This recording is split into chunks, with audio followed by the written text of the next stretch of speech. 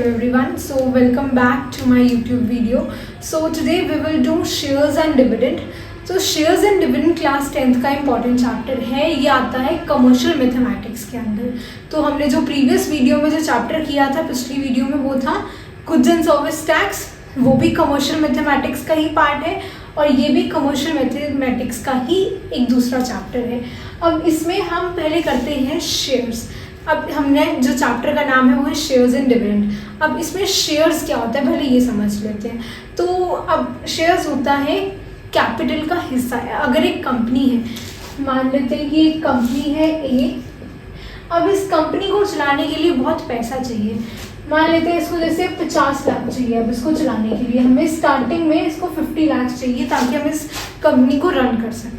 तो अब इस कंपनी में जो 50 लाख है वो एक अकेला पर्सन, एक सिंगल पर्सन नहीं लगा सकता, बिकॉज ये जो है एक बहुत बड़ा अमाउंट है.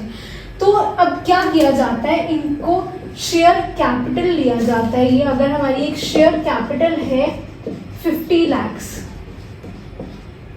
तो अब क्या करते हैं, इस शेयर कैपिटल की पूरी अमाउंट को छोटे छोटे पार्ट्स में डिवाइड कर देते हैं. जैसे अगर मैं कहूँ इसको ऐसे हिस्सों में डिवाइड किया कि एक जो है वो 100 रुपीज़ का है. ठीक है, तो अब अगर वो 100 रुपीज़ का एक छोटा हिस्सा है तो हमारे पास कितने ऐसे हिस्से आ जाएंगे, 50,000 हमारे पास ऐसे छोटे छोटे पार्ट्स आ जाएंगे. इन छोटे छोटे पार्ट्स को, एक बड़ी कैपिटल के छोटे छोटे पार्ट्स को हम कहते हैं शेयर्स. तो शेयर्स क्या हुए, हमारे शेयर कैपिटल का छोटा सा पार्ट. ठीक है, अब यहाँ पर अगर हम करें तो यहाँ पे हमारे पास 50,000 शेयर आ जाएंगे जिनकी वैल्यू कितनी थी, 100 रुपये. तो 50 लाख को हमने 100 रुपये के 50,000 छोटे हिस्सों में बांट दिया ताकि ये जो है, जो भी पर्सन्स हैं जो लेना चाहते हैं वो नॉमिनल सी वैल्यू पे इसको खरीद सकें. तो अब ये जो हमने वैल्यू की बात की, उसके प्राइस की बात की. अब अगर हम शेयर्स की बात करें तो शेयर्स की दो तरह की वैल्यू होती है. एक होती है उसकी फेस वैल्यू और दूसरी होती है उसकी मार्केट वैल्यू. अब जो हमारी फेस वैल्यू है, फेस वैल्यू के और भी दो नाम हैं. हम फेस वैल्यू को पार वैल्यू भी कहते हैं और नॉमिनल वैल्यू भी कहते हैं, और मार्केट वैल्यू को हम मार्केट प्राइस कह सकते हैं. अब इनमें डिफरेंस क्या होता है, जो हमारी फेस वैल्यू होती है, फेस वैल्यू होती है उस शेयर की ओरिजिनल वैल्यू,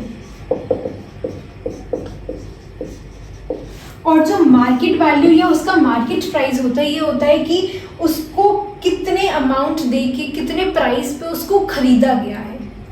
ठीक है, तो ये वो वैल्यू होती है जिस पे उसको बाय किया जाता है.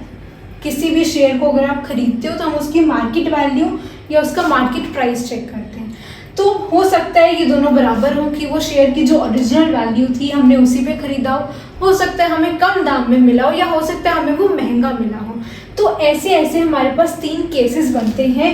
हो सकता है हमारी फेस वैल्यू और मार्केट वैल्यू दोनों बराबर हों.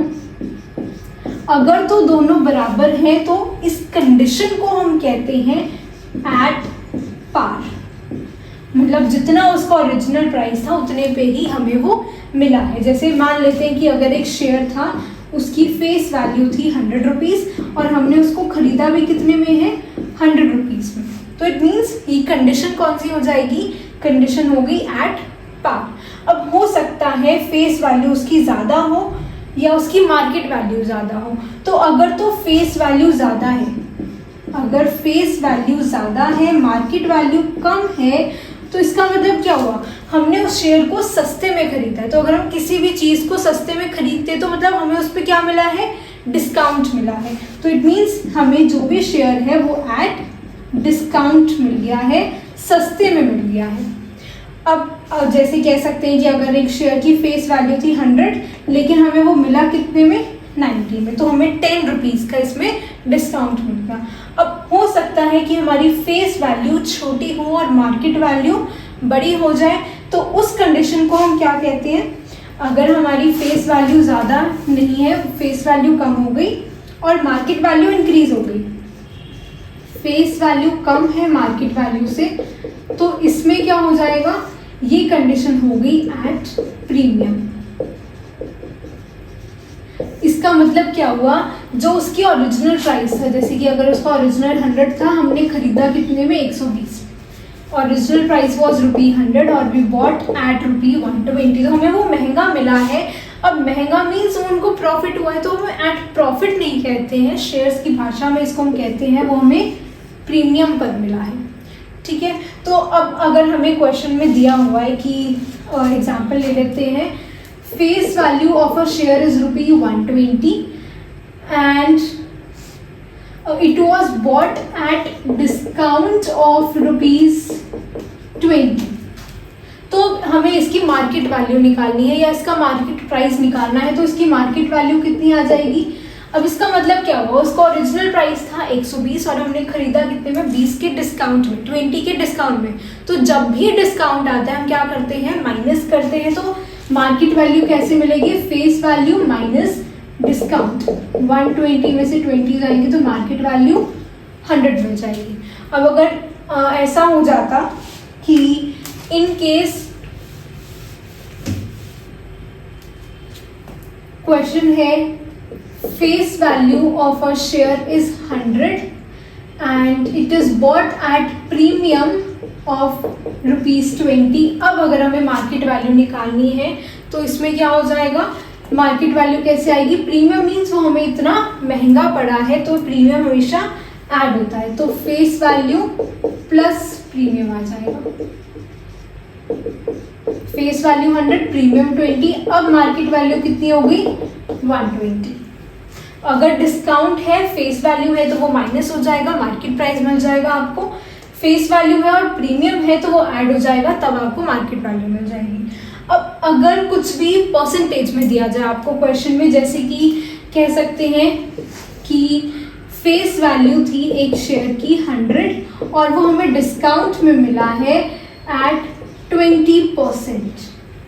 अब जो डिस्काउंट है वो परसेंटेज में मिला है, तो हमें उसकी ओरिजिनल वैल्यू नहीं पता है, तो पहले उसको परसेंटेज को वैल्यू में कन्वर्ट करेंगे।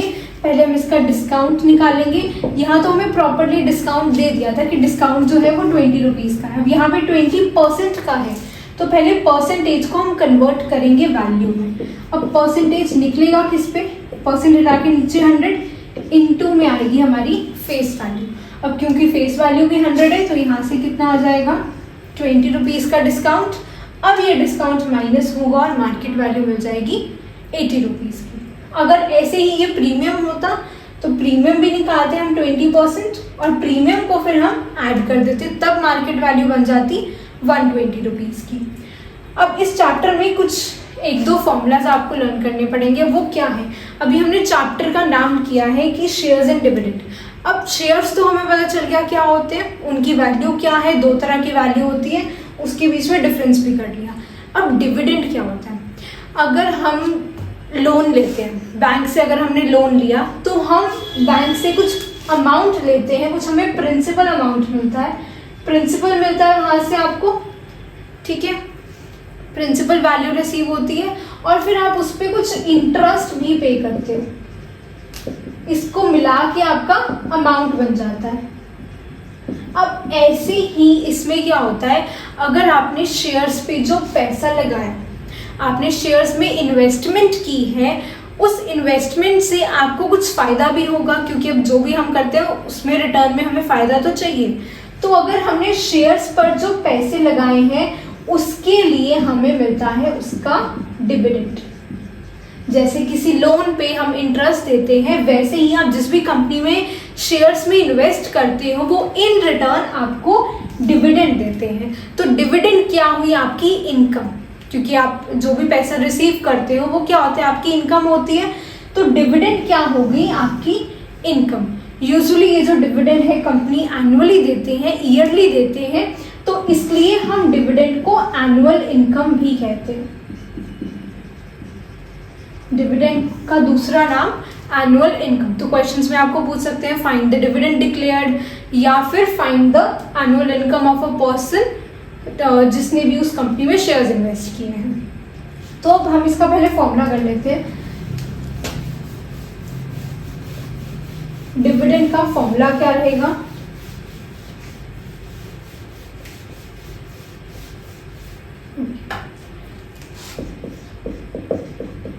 डिविडेंड या फिर एनुअल इनकम का फॉर्मूला, जब भी हम डिविडेंड कैलकुलेट करते हैं ना, हमारा जो डिविडेंड है वो हम हमेशा अपनी फेस वैल्यू पे जो भी है कैलकुलेट करते हैं, क्योंकि डिविडेंड हमें कंपनी देती है, कंपनी रिकॉर्ड करती है उसकी जो उसकी फेस वैल्यू होती है उसी पे वो सारी कैलकुलेशंस करते हैं अगर उनको डिविडेंड डिक्लेयर करना है। तो अब डिविडेंड का फॉर्मूला क्या रहेगा? जो भी आपकी फेस वैल्यू है, फेस वैल्यू की शॉर्ट में हम एफ लिख रहे हैं, तो फेस वैल्यू को हम अपने नंबर ऑफ शेयर्स से मल्टीप्लाई करेंगे into rate of dividend upon में 100 आ जाएगा।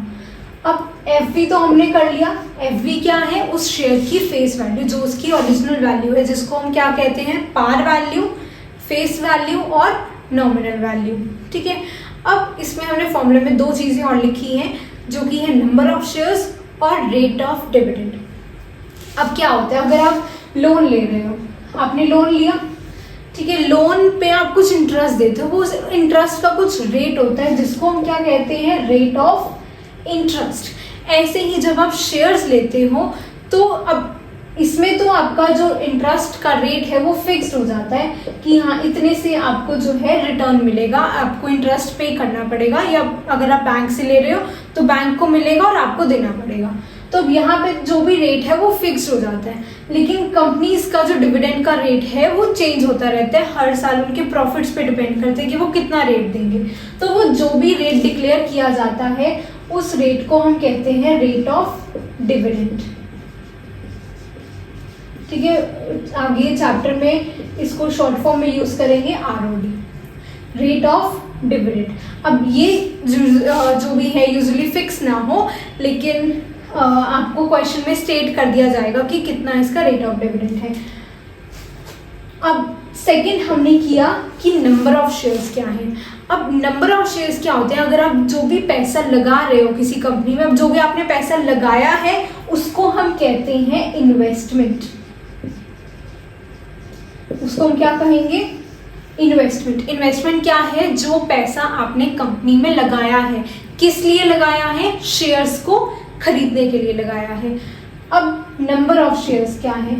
नंबर ऑफ शेयर्स है कि जो भी आपने पैसा लगाया है उस पैसे से आपने कितने शेयर्स खरीद लिए हैं। जैसे अभी हमने स्टार्टिंग में जब शेयर समझाया था तो मैंने आपको बताया था कि उस कंपनी ने कितने शेयर्स डिक्लेयर किए अपने 50,000, तो 50,000 में से, उस 50,000 में से आपने कितने खरीदे हैं वो आपके नंबर ऑफ शेयर्स हो जाएंगे। नंबर ऑफ शेयर्स बॉट, जितने भी आपने खरीदे हैं वो आपके नंबर ऑफ शेयर्स बॉट हो जाएंगे। अब इन सबको निकालने के लिए फॉर्मूलाज हैं। अब इन्वेस्टमेंट क्या है?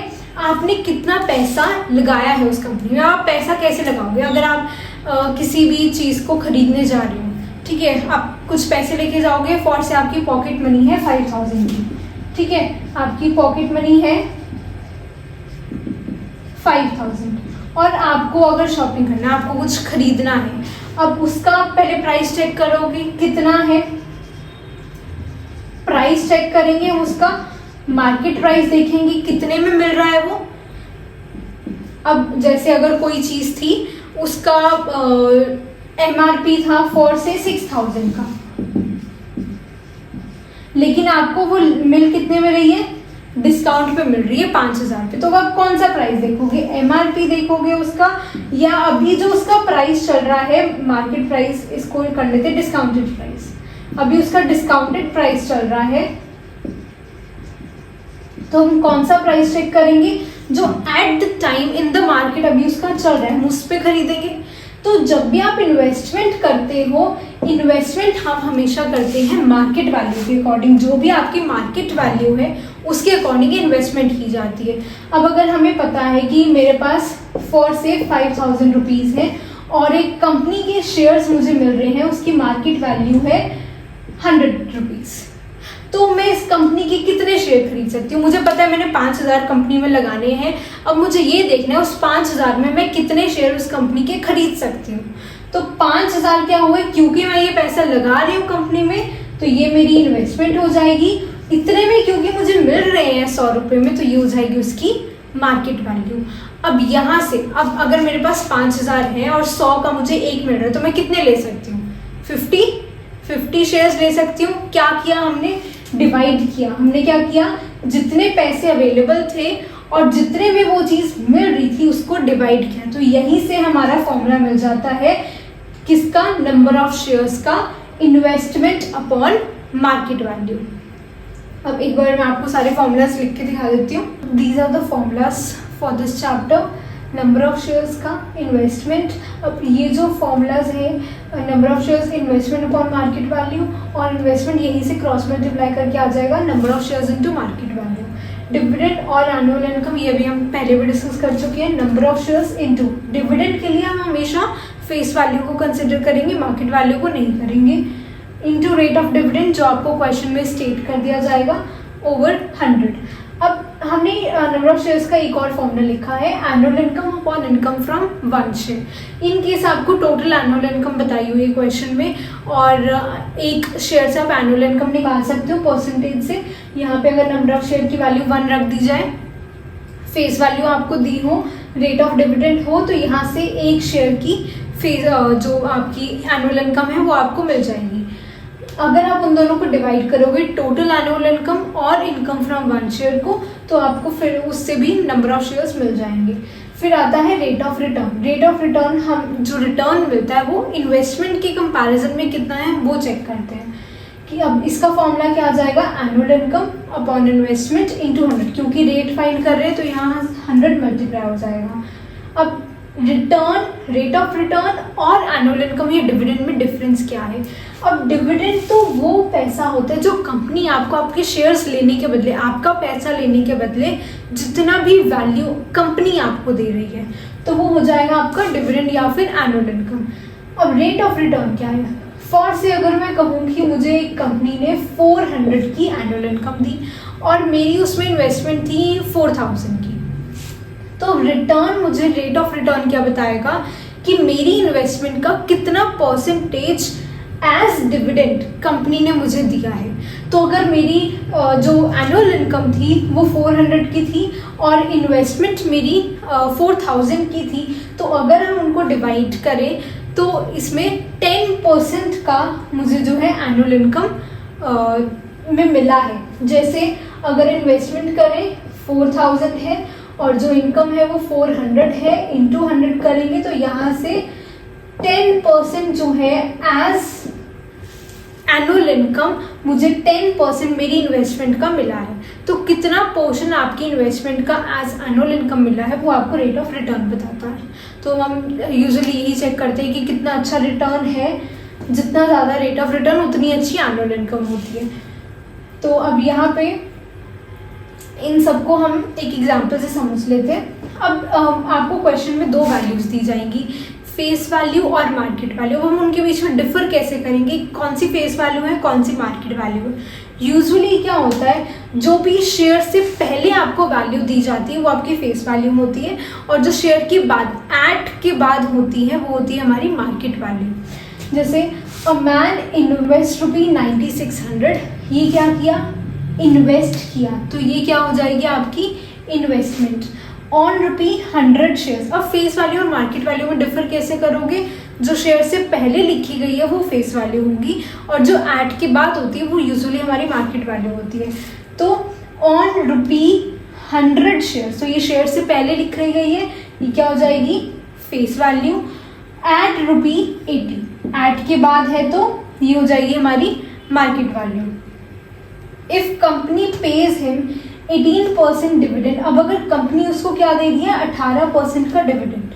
अगर यहाँ पे लिखा होता 18% ऑन इन्वेस्टमेंट तो ये रेट ऑफ रिटर्न बन जाता, डिविडेंड का रेट ये नहीं रहता। फिर अब हमें निकालना क्या है? Number of shares bot.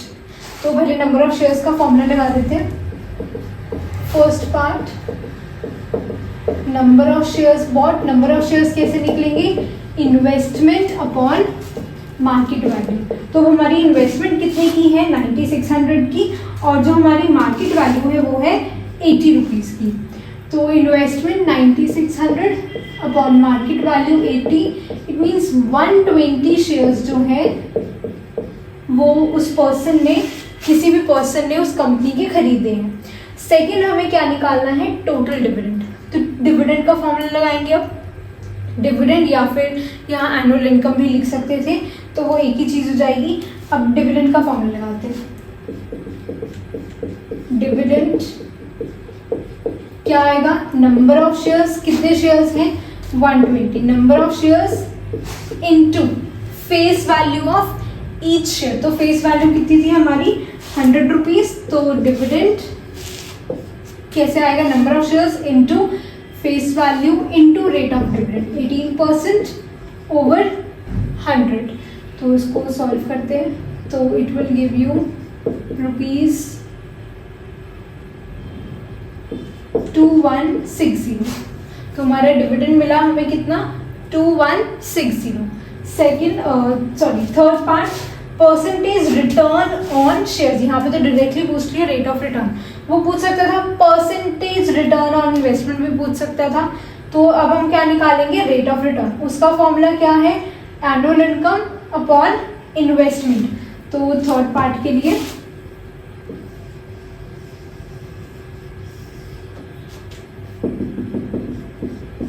जो रेट ऑफ रिटर्न है एनुअल इनकम अपॉन इन्वेस्टमेंट से आ जाएगा। Annual income 2160 into 100 upon investment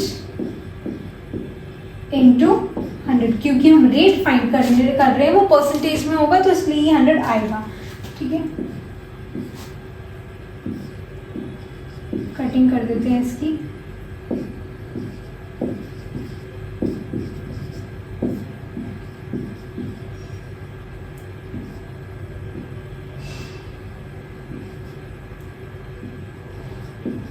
So it will give you 45/2% return. तो रेट ऑफ रिटर्न ये आया हमारा 45/2%।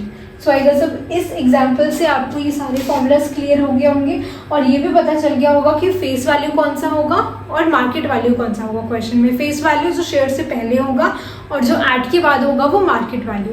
अब अगर आपको डिविडेंड और रेट ऑफ रिटर्न भी जानना है तो जो रेट ऑफ डिविडेंड है वो या तो शेयर से पहले भी लिखा हो सकता है या उसके आगे लिखा होगा company page this % of dividend, और अगर इन्वेस्टमेंट या रेट ऑफ रिटर्न देखना है तो उस पर लिखा होगा as this much return on investment. ठीक है, तो आपको 2-3 क्वेश्चंस करते हैं सो दैट आपको टॉपिक क्लियर हो जाए। फर्स्ट क्वेश्चन करते हैं। फर्स्ट क्वेश्चन क्या है, a man invest 22,500 rupee 50 shares. अब ये शेयर से पहले लिखी गई है तो क्या हो जाएगी ये हमारी face value.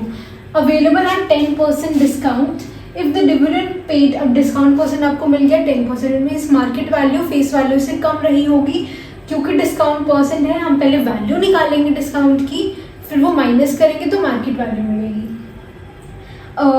Company page dividend 12%, तो ये आ जाएगा रेट ऑफ डिविडेंड। अब पहले दिया क्या हुआ है और क्या निकालना है वो देख लेते हैं।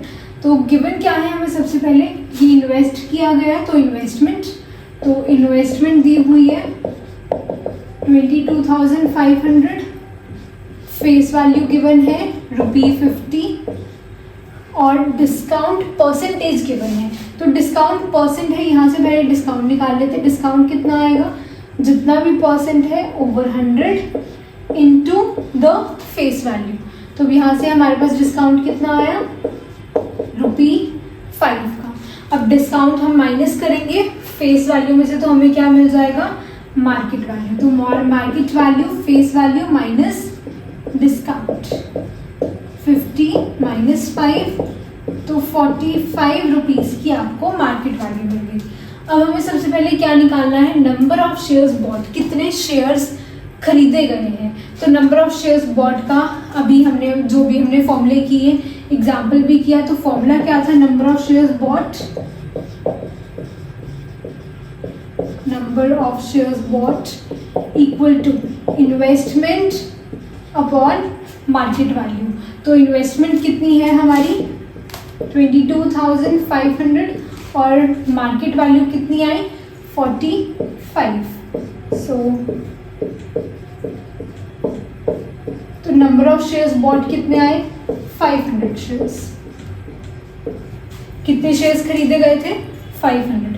सेकंड हमें क्या निकालना है? Annual income. एनुअल इनकम दूसरा नाम इसका डिविडेंड, तो एनुअल इनकम या कह सकते हैं डिविडेंड। तो इसका फॉर्मूला क्या था?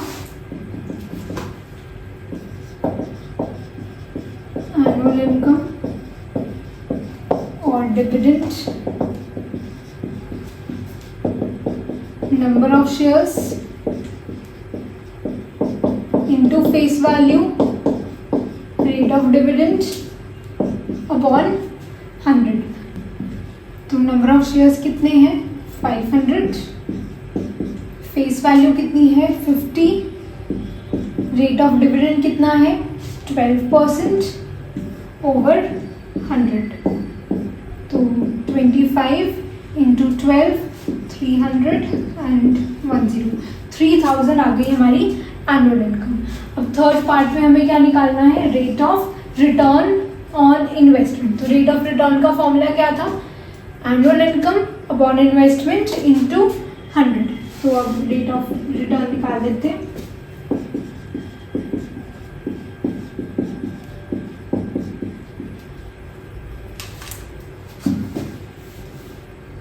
So let's find rate of return. Rate of return, annual income upon investment into 100। तो annual income कितनी है हमारी? 3000 और इन्वेस्टमेंट कितनी थी? 22,500 इंटू 100। तो इसकी कटिंग कर देते हैं 15 से।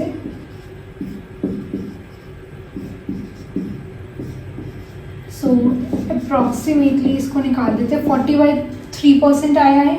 इसको अगर पॉइंट्स में लेके जाए, राउंड ऑफ करें, तो राउंड ऑफ करके 13% आपको मिल जाएगा। ठीक है, तो ये हो गया। अब एक चीज़ आप ध्यान रखना, जो भी आप फाइंड कर रहे हो उसके आगे उसका यूनिट ज़रूर लगा देना। शेयर्स थे तो 500, उसके आगे शेयर्स लिख दिया। एनुअल इनकम थी, इनकम है तो रुपीज़ में आ जाएगी। अब ये रेट है तो परसेंटेज में आएगा। सो अब ये क्वेश्चन हो गया। Now let's just move on to question number 2। तो let's move on to second question. Second question क्या है? अब Salman invest a sum of money in ₹50 shares. उसने कुछ पैसा लगाया, कितना लगाया ये हमें नहीं दिया, मतलब इन्वेस्टमेंट नहीं है। इन ₹50 शेयर्स, तो ये क्या हो जाएगी? Face value. तो फेस वैल्यू हमें दी हुई है ₹50, पेइंग 15% डिविडेंड। तो ये क्या हो जाएगा? Rate of dividend 15%, quoted at 20% premium. अब जो उसको शेयर्स मिले हैं वो प्रीमियम पे मिले हैं 20% की, क्योंकि ये परसेंटेज में है। पहले हम इसकी वैल्यू निकाल लेते हैं।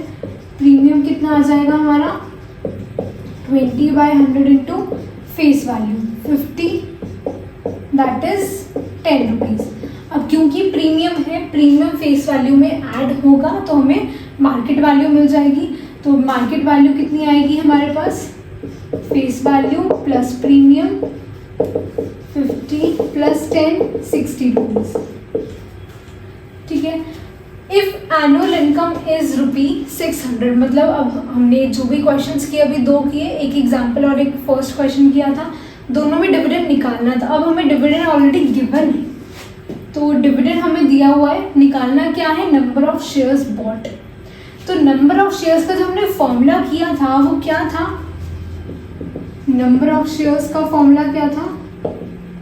Investment upon market value. Investment तो हमारे पास है नहीं, मार्केट वैल्यू तो है लेकिन इन्वेस्टमेंट नहीं है। तो अब यहाँ से हम नंबर ऑफ शेयर्स नहीं निकाल सकते क्योंकि एक चीज़ मिसिंग है। तो अब हमारे पास जो गिवन है हम उसका फॉर्मूला भी लगा सकते हैं। हमने दूसरा किया था annual income total upon income from 1 share, या फिर हम सीधा इसी का फॉर्मूला भी लगा सकते हैं। तो हम पहले एनुअल इनकम टोटल वाले से कर लेते, जो भी हमने फॉर्मूला लिखा था। तो number of shares total annual income upon income from 1 share. अब इनकम फ्रॉम 1 शेयर कैसे निकाल सकते हैं? वो निकालते हैं पहले। इनकम फ्रॉम 1 शेयर क्योंकि इनकम निकाल रहे हैं वो एनुअल इनकम ही होगी। एक शेयर की निकाल रहे हैं तो नंबर ऑफ शेयर की जगह 1 इंटू हमारी जो फेस वैल्यू थी 50 into rate of dividend 15/100। So it comes out to be 15/2 rupees. इतनी इनकम आई है एक शेयर से और टोटल हमें दी हुई है 600। तो हम यहाँ पे फॉर्मूला में प्लॉट कर देते हैं 600/15/2 600 इंटू 2/15। तो यहाँ से 80 शेयर्स बॉट आ गए। Number of shares bot 80। ठीक है, अब नेक्स्ट हमें क्या निकालना है, टोटल इन्वेस्टमेंट। तो इन्वेस्टमेंट का हमने फॉर्मूला किया था, ये हमारा फर्स्ट पार्ट ना सेकंड पार्ट इन्वेस्टमेंट। इन्वेस्टमेंट का formula number of shares into market value. Shares कितने आए 80, मार्केट वैल्यू एक की कितनी आई थी 60। सो इन्वेस्टमेंट कितनी आ गई 4800। ना last part rate of return और इन्वेस्टमेंट, कितने का रिटर्न मिला, rate of return annual income upon investment into 100। Annual income कितने की थी हमारी 600, इन्वेस्टमेंट 4800 इंटू 100, 25/2 12.5%। ठीक है, तो एक चीज़ और कि जो रेट ऑफ रिटर्न होता है इसको हम यील्ड परसेंट भी कहते हैं।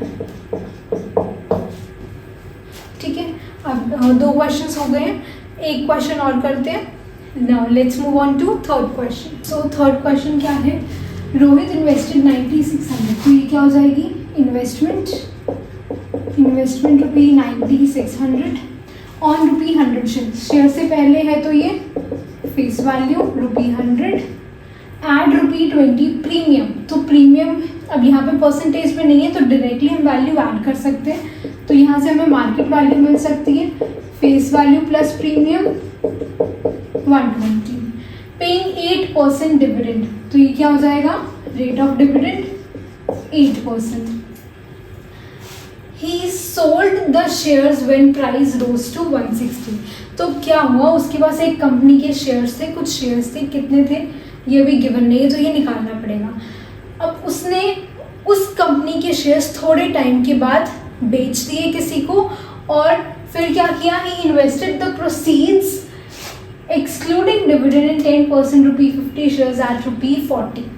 तो क्या हुआ, उसके पास पहले एक कंपनी के शेयर्स थे, कुछ शेयर्स थे, उसने उस कंपनी के शेयर्स किसी को बेच दिए और जो बेचने से जो पैसा मिला वो पैसा उसने किसी और कंपनी के शेयर्स में लगा दिया। अब हम पहले ये निकाल लेते हैं कि उसने पहले वाली कंपनी के कितने शेयर्स उसने खरीदे हुए थे, ओरिजिनल नंबर ऑफ शेयर्स। तो first part number of shares का फॉर्मूला लगाएंगे, investment upon market value. Investment is 9600, market value 120। So 80 shares आ गए। उसके पास पुरानी कंपनी के 80 शेयर्स थे। अब उसने क्या किया, ये शेयर्स अपने बेच दिए। बेचे कब, जब मार्केट प्राइस कितना हो गया 2 रुपी, राइजेस टू रुपी 160। अब 2 चीज़ें होती हैं, एक होता है राइजेस टू, एक होता है राइजेस बाय। क्योंकि यहाँ पे 2 है तो ये हमारी न्यू मार्केट वैल्यू बन जाएगी जिसको हम ले लेते हैं MV1 160 रुपीज़। अगर यहाँ पे होता बाय, फॉर से वो कहता कि प्राइस राइजेस बाय रुपी 30, तो ये जो है ये उसने चेंज बताया है, तो चेंज क्योंकि राइज हुआ है तो ऐड हो जाएगा। डिक्रीजेस बाय होता तो फेस वैल्यू में से जो आपकी पुरानी मार्केट वैल्यू है उसमें से माइनस हो जाता। क्योंकि राइजेस है, पुरानी मार्केट वैल्यू कितनी आई थी हमारी 120, उसमें 30 ऐड हो जाता तो 150। डिक्रीजेस बाय होता तो पुरानी मार्केट वैल्यू में से ये माइनस हो जाता, 90 का खरीदता वो, सेल कर देता। ठीक है, तो क्वेश्चन कंटिन्यू करते हैं। तो न्यू मार्केट वैल्यू आ गई 160। अब जो उसने शेयर बेचे हैं वो न्यू मार्केट वैल्यू पे बेचेंगे, क्योंकि मार्केट वैल्यू जो है वो चेंज होती रहती है। अगर न्यू आ गई है तो पुरानी वाली को हम कंसिडरेशन में नहीं लेंगे, न्यू मार्केट वैल्यू को ही कंसिडर करेंगे। अब इस पे उसने अपने शेयर्स बेच दिए, कितने शेयर्स? 80 शेयर्स।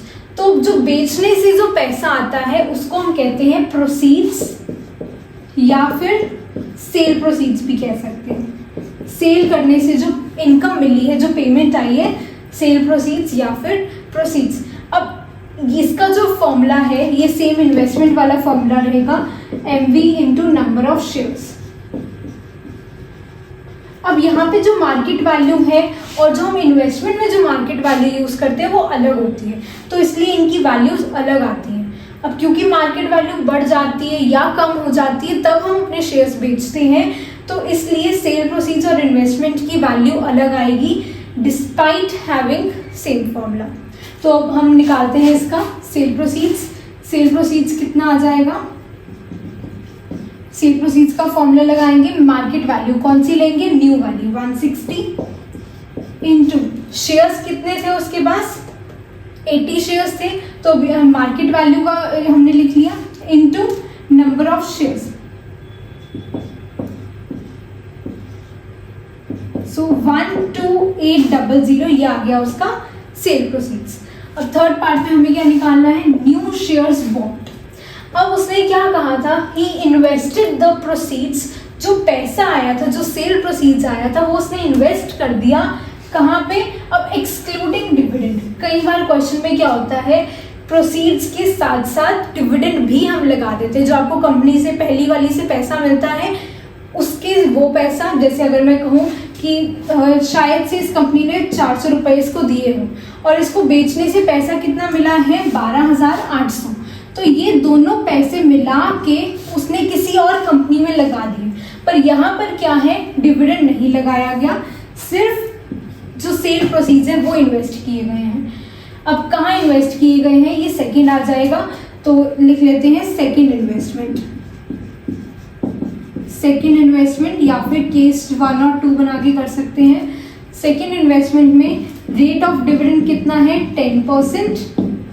जो फेस वैल्यू है वो है ₹50 और मार्केट वैल्यू ऐड के बाद वाली मार्केट वैल्यू हो जाएगी 40।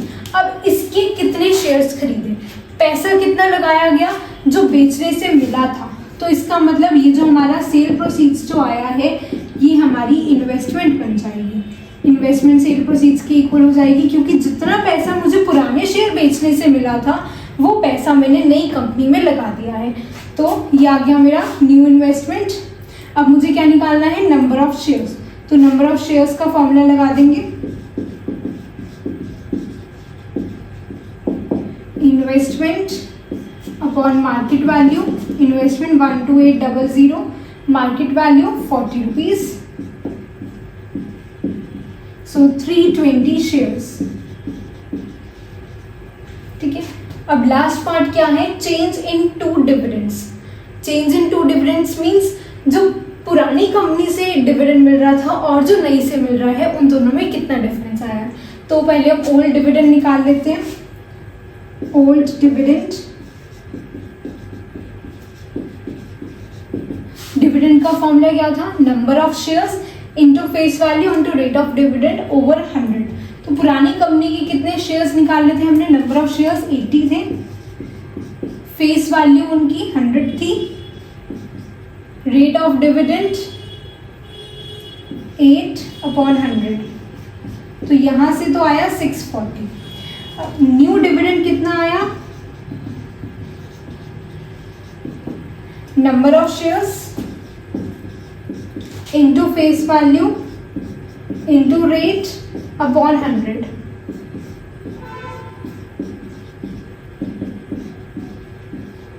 $1600। सो अब डिविडेंड में काफ़ी चेंज आया है। अब वो चेंज कितना आया? 960 का। माइनस करेंगे न्यू माइनस ओल्ड, सो 960 का चेंज आ गया। तो उसकी एनुअल इनकम इंक्रीज होगी बाय 960। तो मुझे लगता है अब आपको ये चैप्टर समझ आ गया होगा। अगर कोई भी डाउट है तो आप कमेंट सेक्शन में बता सकते हो। मैं एक वर्कशीट का लिंक दूंगी आपको डिस्क्रिप्शन बॉक्स में, तो आप उन क्वेश्चंस को ट्राई कर लेना। और अगर आपको ये वीडियो अच्छी लगी हो, आपका कॉन्सेप्ट क्लियर हो गया हो, then do like and subscribe the channel.